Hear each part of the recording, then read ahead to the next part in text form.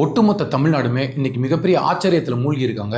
தாவேகா தலைவர் விஜய் அப்படின்னு இருந்த ஒருத்தர் இன்னைக்கு தமிழ்நாடு முதலமைச்சர் விஜய் அப்படின்னு ஒரு மிகப்பெரிய அவதாரம் எடுத்திருக்காரு.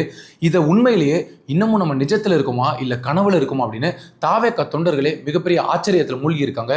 இந்த பதவியேற்பு விழாவை பார்த்த பலருக்குமே ஹார்ட் அட்டாக், பிபிலாம் வந்துருச்சுன்னு பல பேர் மருத்துவமனையில் படுத்திருக்காங்க. அந்த அளவுக்கு தாவேகா தலைவர் விஜய் பதவியேற்பு விழாவை பார்த்த பலருக்குமே பொறாமையும் காழ்ப்புணர்ச்சியும் வன்மமும் கொட்டிட்டு இருக்கு. ஏனென்றால் இதுக்கு முன்னாடி தாவேகா அப்படின்ற கட்சி விஜய் அப்படின்ற நபரை பார்த்தாலே ரொம்ப ஏளனமாகவும் ரொம்ப நகைப்புக்குரிய ஒரு கூட்டமாகவும் தற்கொலை கூட்டம் அப்படின்னு சொன்னாங்களோ, இன்னைக்கு அதே தற்கொலை கூட்டத்தை வச்சு ஆட்சி அமைத்து தமிழக முதலமைச்சர் விஜய் அப்படின்னு மிகப்பெரிய ஒரு அங்கீகாரம் பெற்றிருக்காரு. இதுவரைக்கும் இல்லாத அளவுக்கு ஜோசப் விஜய் ஆகிய நான் அப்படின்னு விஜய் சொன்னபோது ஒட்டுமொத்த தமிழ்நாடு மக்களுமே கொண்டாடி இருக்காங்க.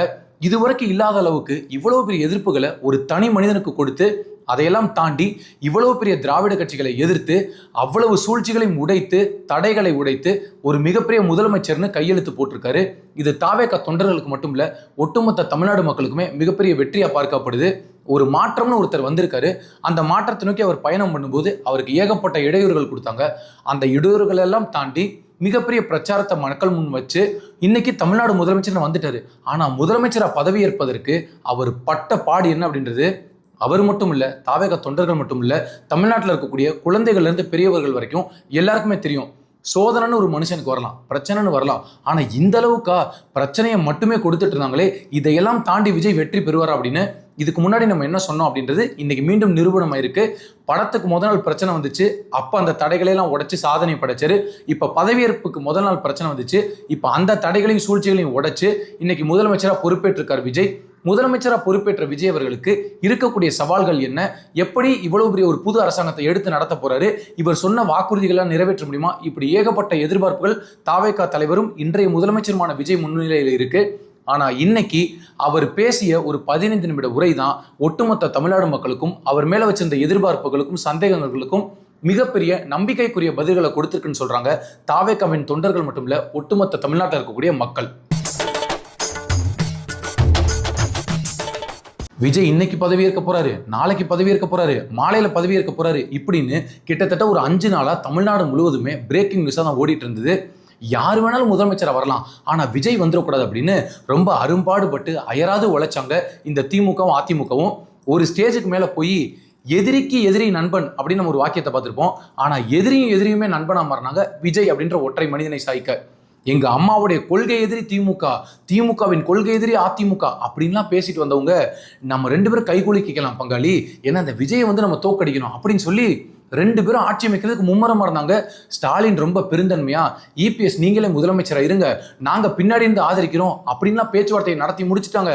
உதயநிதி ஸ்டாலினும் பேச்சுவார்த்தை நடத்தி முடிச்சிட்டாரு. சீக்கிரமா இபிஎஸ் முதலமைச்சராக போறாரு அப்படின்னு சொன்னாங்க.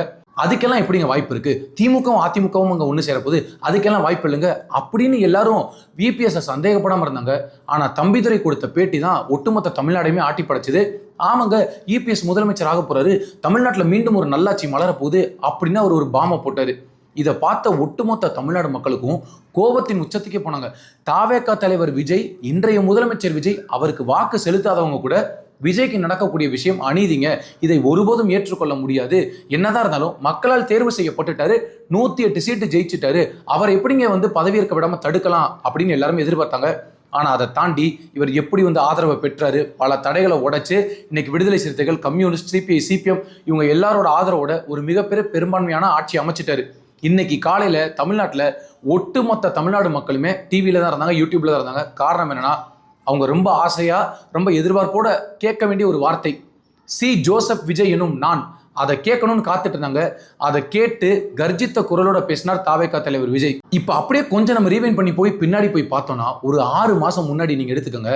6 மாசம் முன்னாடியில இருந்து இவர் தேர்தலில் ஜெயிக்கிற ரிசல்ட்டுக்கு முதல் நாள் வரைக்கும் விஜயை எந்த அளவுக்கு வசைப்பாடுனாங்க, அந்த கட்சியை எவ்வளவு கேவலமா பேசினாங்க. ஒரு ஸ்டேஜுக்கு மேல போய் திமுகவின் கைப்பாவையா இருந்த செந்தில்வேலா என்ன சொன்னாரு, நீங்க எல்லாம் டிவிக்கு ஓட்டு போட்டுறீங்க அப்படின்னா நல்லாவே இருக்க மாட்டீங்க, நீங்க சாப்பிடுற சாப்பாடு திராவிடம் போட்ட பிச்சைன்னு பேசிட்டாரு.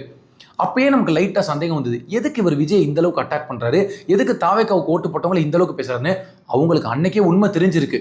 அதனாலதான் விஜய் ஜெயிக்க போறான்ற பயத்துல திமுக வராது அப்படின்ற அச்சத்துல அந்த அளவுக்கு காழ்ப்புணர்ச்சியில பேசியிருக்காங்க. சரி, இப்போ சி ஜோசப் விஜய் எனும் நான் அப்படின்னு இத்தனை தடைகளை தாண்டி அவர் முதலமைச்சராக பொறுப்பேற்றாரு. ஆனா இப்பயும் பல பேர் என்ன சொல்றாங்க, இனிமேல் தான் ஜோசப் விஜய்க்கு பல சவால்கள் இருக்கு, பல இன்னல்கள் இருக்கு, அவர் நினைச்ச மாதிரி ஆட்சியை நடத்த முடியாது. இதுக்கு முன்னாடி என்ன சொன்னீங்க? விஜய்க்கு பேச தெரியாது, விஜய்க்கு அரசியல் தெரியாது, விஜய்க்கு நடக்க தெரியாது, விஜய்க்கு நிற்க தெரியாது, விஜய்க்கு பத்திரிகையாளர்களை சந்திக்க தெம்பில்ல, விஜய்க்கு ஓட்டு போடுறதுக்கு ஆள் இருக்கா, விஜய்க்கு சீட்டு நிறுத்துறதுக்கு ஆள் இருக்கா, விஜய் வந்து ஜெயிச்சிருவாரா, இப்படி எல்லாம் பேசுனீங்க. இப்போ நம்ம லிஸ்ட் பண்ணோம்ல, இது எல்லாத்தையும் அவர் உடைச்சு எல்லாத்தையும் நடத்தி காட்டிட்டாரு. அதே போல இப்போ இந்த அரசாங்கத்தை நடத்தி காட்டுவாரு. ஆனா இப்ப எல்லாரும் என்ன சொல்றாங்க, உடனே வந்த உடனே முதல்வன் அர்ஜுன் போல இன்னைக்கு இதை மாத்திருவாரா, நாளைக்கு அதை மாத்திருவாரா, ஒரே நாள்ல இங்க இருக்கக்கூடிய ஊழல் நிஜத்தை ஒழிச்சிருவாரான்னு கேட்டா உறுதியா கிடையாது. அது விஜய்னு மட்டும் இல்ல, அண்ணன் விஜயை தவிர வேற யார் இந்த இடத்துல வந்து உட்கார்ந்தாலும், இதுக்கு முன்னாடி 2 நண்பர்கள் இருந்தாங்க பாத்தீங்களா, அதாவது இந்த திமுக அதிமுக, இந்த 2 நண்பர்களும் இணைந்து பண்ணி வச்சிருக்கக்கூடிய இந்த சமூக சேவைகள் இருக்குல்ல, இந்த சேவைகளை சரி பண்றதுக்கு குறைஞ்சது 2-3 வருஷம் வேணும். ஏன் அப்படின்னா இவங்க அந்த அளவுக்கு அன்பை பகிர்ந்திருக்காங்க. எப்படி? மனசுலையும் பாசத்திலையும். எந்த பாசம்னு மக்களுக்கு புரியும் நினைக்கிறேன். அந்த அளவுக்கு சுரண்டி எடுத்துட்டாங்க, தொடச்சு காலி பண்ணிட்டு போயிட்டாங்க. அப்ப இதெல்லாம் சரி பண்ணணும் அப்படின்னா ஒரு நல்ல அட்மினிஸ்ட்ரேட்டர் வரணும். அந்த அட்மினிஸ்ட்ரேட்டர் வந்து என்ன நடந்திருக்கு, இங்க என்னென்ன பிழைகள் நடந்திருக்கு, எந்தெந்த இடத்துல என்னென்ன தவறு நடந்திருக்கு, எந்தெந்த இடத்துல நூதனமான முறையில அப்படி ஆட்டையை போட்டிருக்காங்க, இது எல்லாத்தையும் கவனிச்சு இதுக்கு மாற்று திட்டம் என்ன அப்படின்னு எது சாத்தியமோ அது மட்டும் தான் நம்ம சொல்ல முடியும் அப்படின்னு சொன்னாரு. முதல் 3 கையெழுத்து ரொம்ப சரியான திட்டம் போட்டிருக்காங்க. இந்த மின்சார யூனிட் அதுக்கு இலவசம், போதைப் பொருள் தடுப்பு அதுக்கு ஒரு கையெழுத்து, அதுக்கப்புறம் பெண்கள் பாதுகாப்பு, இந்த 3ம் தான் அத்தியாவசியம். அதை தாண்டி அவர் சொன்ன விஷயத்துல ரொம்ப கவனிக்கப்பட வேண்டிய விஷயம் என்னன்னா, இந்த மாதிரி முக்கியமான துறைகள் எல்லாமே என்னுடைய நேரடி கட்டுப்பாட்டில் இருக்கும். இந்த போதை தடுப்பு, பெண்கள் பாதுகாப்பு, இந்த மாதிரி எல்லா விஷயங்கள் இருக்கு. இவர் வந்து ஆளுநர் வந்து பதவி ஏற்று வைக்கிறாரு. அவர் கூடவே சேர்ந்து 10 அமைச்சர்கள் பதவி இருக்கிறாங்க. அதை தொடர்ந்து தவேக தலைவர் விஜயும் இன்றைய முதலமைச்சர் விஜயும் ஒரு பேச்சு கொடுத்தாரு. அந்த பேச்சு மீண்டும் தமிழ்நாடு மக்களுக்கு அவங்க எதிர்பார்க்கக்கூடிய எதிர்பார்ப்புக்கு ஒரு சரியான பதில் கொடுத்திருக்காரு அப்படின்னு தான் நம்ம சொல்ல முடியும். அவர் வெளிப்படையா சொன்னாரு, எனக்கு கொஞ்சம் டைம் கொடுங்க, இவங்க பண்ணி வச்சிருக்க இந்த சீர்கேடெல்லாம் சரி பண்றதுக்கு டைம் என்றதான் அதோட அர்த்தம். அதை தான் அவர் சொன்னார், எனக்கு கொஞ்சம் டைம் கொடுங்க, நான் எல்லாத்தையும் சரி பண்ணுவேன் அப்படின்னு. அவர் பேசினதுலேயே ஒட்டுமொத்த தமிழ்நாடுமே திரும்பி பார்த்த ஒரு பேச்சு என்னன்னா, இதுவரைக்கும் இருந்த முன்னாள் முதலமைச்சர்கள் யாருமே, எந்த முதலமைச்சரை நீங்க எடுத்தாலும் சரி, யாருமே ஒரு மேடையில பதவியேற்ற மேடையில யாராவது ஒருத்தர் ஊழல் லஞ்சம்னு கை நீட்டி காசு வாங்குறீங்க, இல்ல ஊழல் பண்றீங்க, லஞ்சம் வாங்குறீங்க அப்படின்னா தயவு செய்து அந்த எண்ணம் இருந்தா உங்க மனசுல அழிச்சிருங்க. அமைச்சர் தானே, நம்ம சட்டமன்ற உறுப்பினர் தானே, ஒரு ஆட்டம் ஆடிடலாம் நினைச்சீங்க அப்படின்னா அதை அழிச்சிருங்க அப்படின்னு ஒரு மேடையில சொன்னாரு.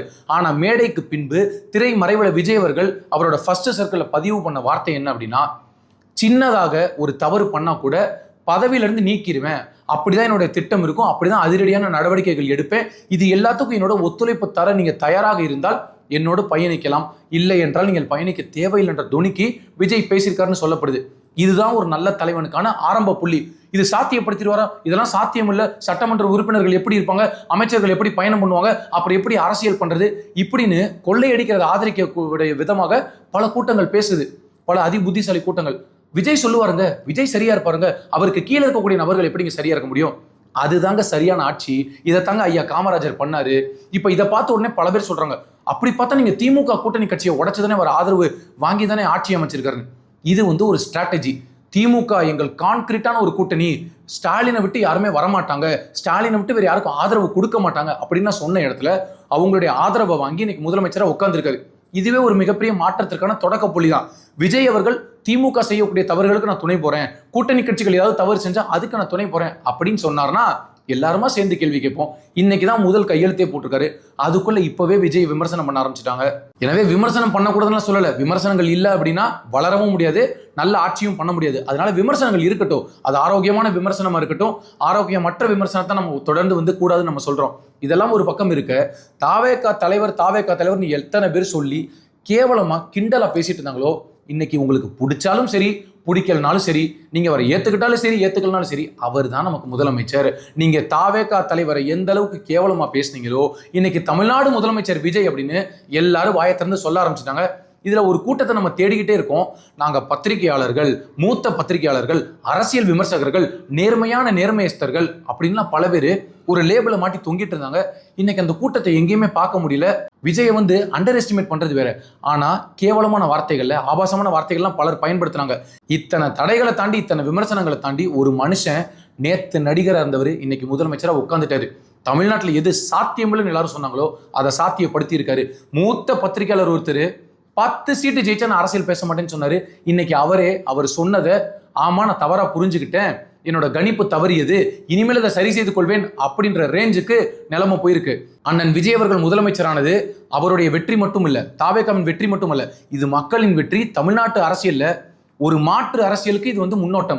மாற்று அரசியல்னா எப்படின்னு நீங்க பாருங்க. மாற்றம் எங்க இருந்து தொடங்கிச்சுன்னா, ஓட்டுக்கு காசு கொடுத்தா நம்ம ஓட்டுக்களை வாங்கிடலாம், ஜாதி பார்த்து நம்ம நிறுத்தணும் அப்படின்னா நம்ம ஜெயிச்சிடலாம், பிரம்மாண்டமான அரசியல் ஜெயிச்சிடும், நம்ம ஏகப்பட்ட கோடிகளை செலவு பண்ணோம் அப்படின்னா நம்ம ஜெயிச்சிடலாம் அப்படின்னு நினைச்ச கலாச்சாரத்தை உடச்சு சுக்குநூறா தூக்கி போட்டு இன்னைக்கு எளிமையான மனிதன் கூட அரசியலுக்கு வரலாம், எளியவர்கள் கூட வெற்றி பெறலாம்னு அவரோட சட்டமன்ற உறுப்பினர்களை உருவாக்கி இருக்காரு.